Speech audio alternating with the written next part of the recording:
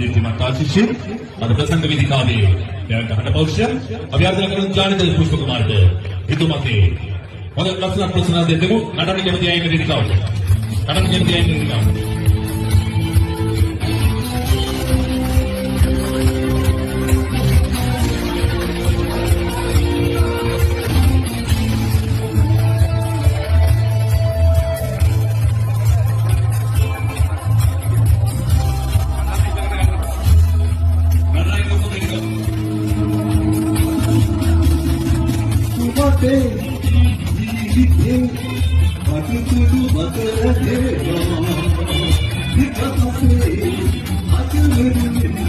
Because